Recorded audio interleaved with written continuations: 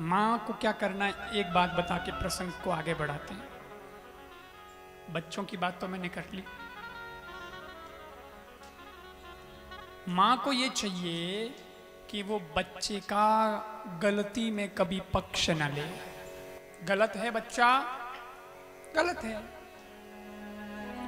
माँ का दिल कोमल होता है, मानते हैं, तो कभी कभी कोई बात नहीं, फटीज गड़बड़ हुए, वहीं से गड़बड़ शुरू हो जाती है। फिर बच्चे को लगता है कि माँ तो बड़ा शस्त्र है अपने लिए बचाव का, माँ पक्ष ले लेगी। फिर वो माँ के ही साड़ी के पल्लू में छुपता है जब गलती होती है, क्योंकि उसको पता है कि माँ बचा लेगी। इसलिए मैं माताओं से कहता हूँ कि बच्चे को जो खाने को चाहिए वो खाने को दो, जो खेलने को चाहिए वो खेलने को दो, जो पहनने को चाहिए वो पहनने को दो, जो पढ़ने को चाहिए वो पढ़ने को दो। लेकिन बच्चा जहाँ गलती करता है तो खिंचा के गाल पे एक थप्पड़ भी दो, कोई टेंशन नहीं है। और बच्चों तुम नाराज मत हो ना, मां की थप्पड़ खाने का भी पुण्य मिलता है। ये भी सौभाग्य की बात है। जिगर लागे निष्ठा पड़े केड़ो प्रसाद मिलियो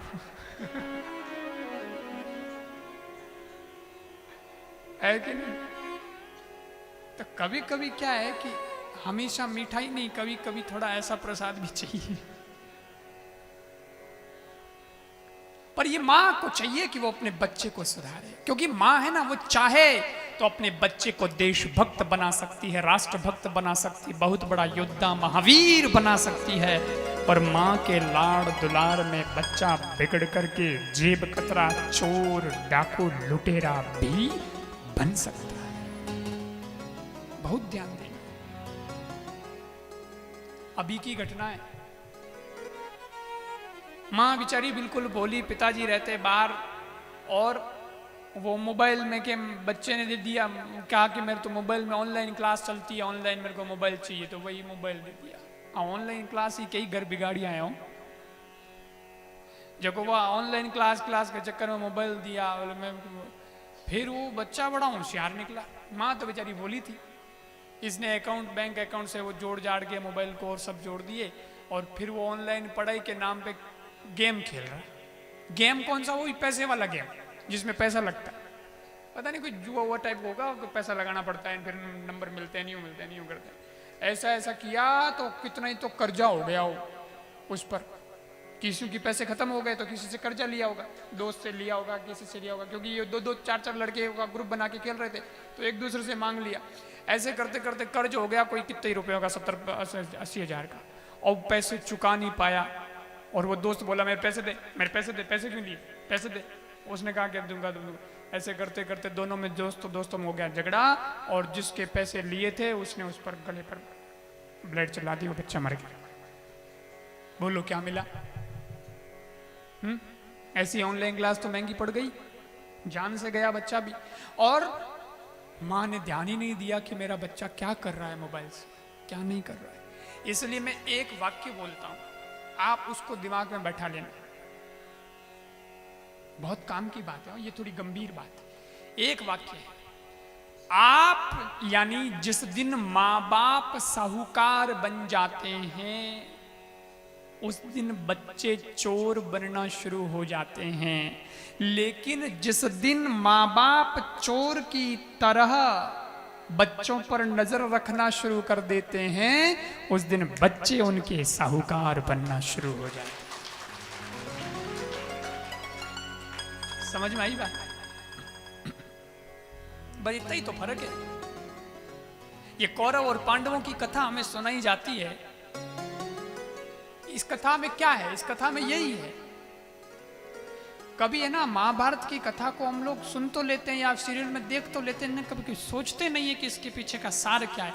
सार ये है कि जिस फैमिली में पिता अंधा हो, जिस फैमिली में पिता अंधा हो, क्योंकि कौरवों की फैमिली में धृतराष्ट्र जो था पिता, वो था अंधा।